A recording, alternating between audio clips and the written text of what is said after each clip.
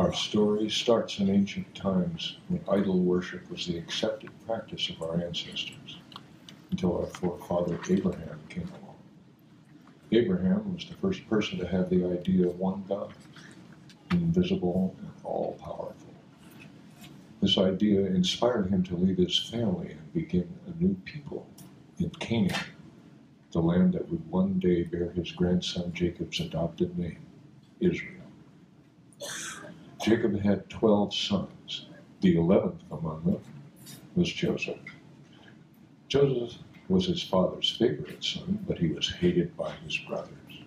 He had dreams that foretold of his future greatness, including one in which the sun, moon, and stars all bowed down to him. After telling his brothers of this dream, they had had enough and decided to sell him into slavery in Egypt, unbeknownst to their father. Although initially a slave, over time, Joseph rose to a very high political position in Egypt.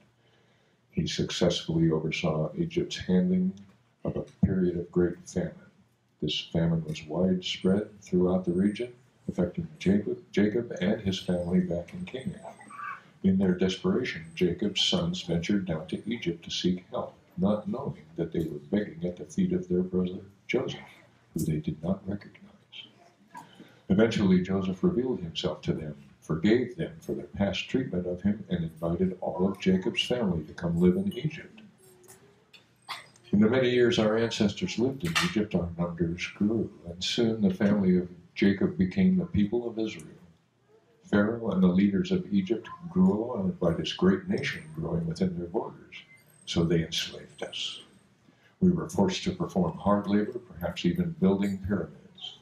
The Egyptians feared that even as slaves, the Israelites might grow strong and rebel, so Pharaoh decreed that Israelite baby boys should be drowned to prevent the Israelites from overthrowing those who had enslaved them.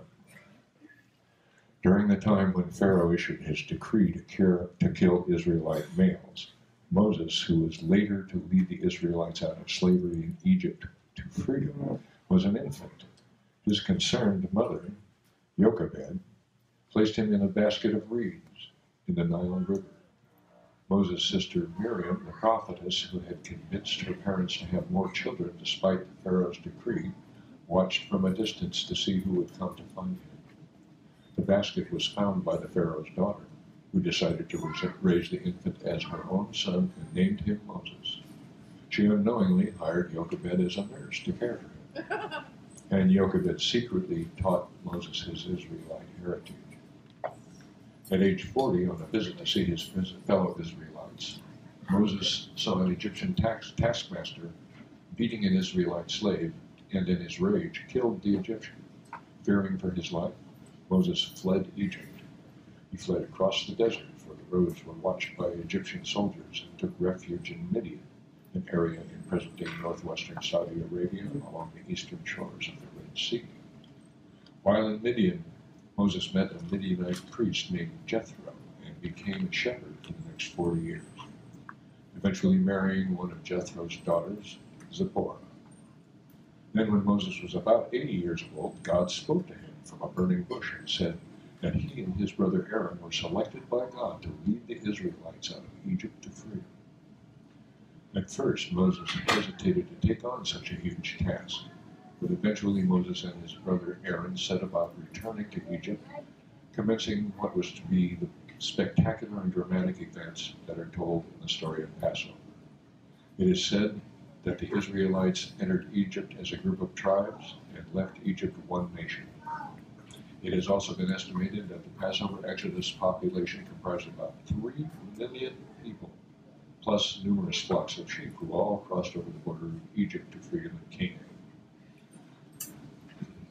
Under the reign of Pharaoh Thutmose III in Egypt in 1476 before the Common Era, the Israelite leader Moses, Moshe in Hebrew, guided by God, led his people out of Egypt after a series of 10 plagues that were created by God and initiated by Moses.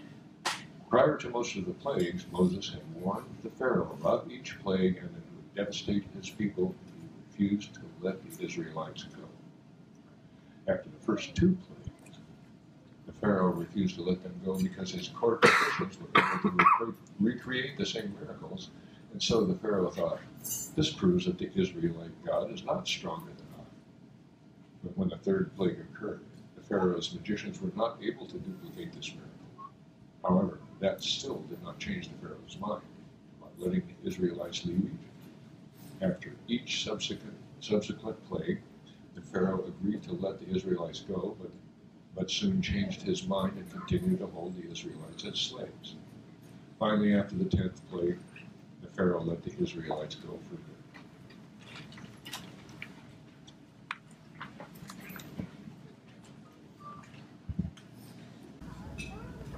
When the cup of suffering had run over, Egypt's grip was loosened.